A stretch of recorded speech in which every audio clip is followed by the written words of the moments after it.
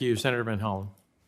Thank you, Mr. Chairman. Great to see both of you here. Thank you for your service. And just for the record, President Biden has been calling upon oil refiners in the United States to increase their capacity. In fact, the other day he said he's looking at the Defense Production Act as a potential tool to push that in the right direction.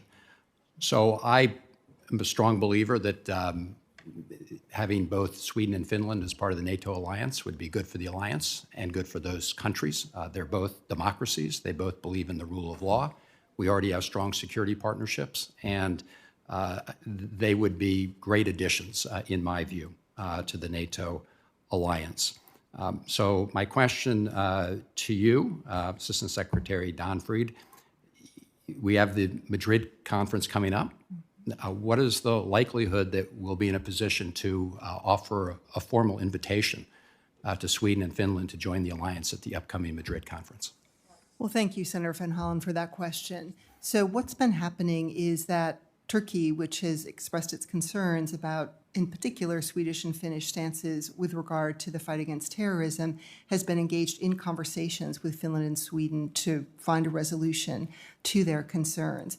And this week we saw the NATO Secretary General help in mediating that conversation. On Monday, there were meetings among those parties, which we heard were quite constructive. And so we are confident that this will be resolved in a positive way. There is broad and deep support across the NATO alliance for Finnish and Swedish accession. So we are hopeful that we will soon achieve a positive resolution. Well, look, I'm hopeful as well, and I'm glad to hear the talks are coming along. But let's be clear on what we mean by Turkey's so-called concerns about Sweden and Finnish positions in the fight against terrorism. We're specifically talking about President Erdogan's concerns about support for the SDF and elements of the SDF, right?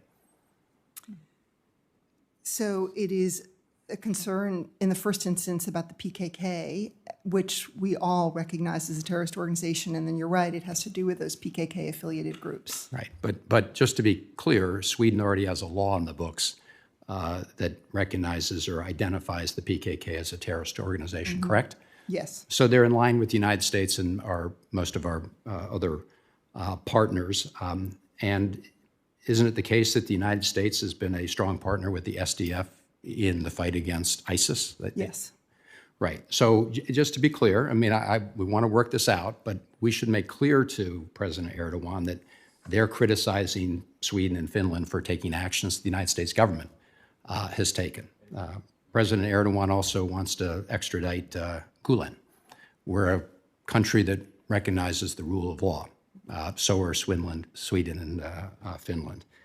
And again, you know, we've had concerns here about the deployment of Russian, S-400s by Turkey, and have taken action in this committee in the Congress. So I want to support the ongoing talks, but let's recognize, I think, that the positions that Sweden and Finland have taken are pretty much on the same page with the position the United States has taken with respect to the SDF.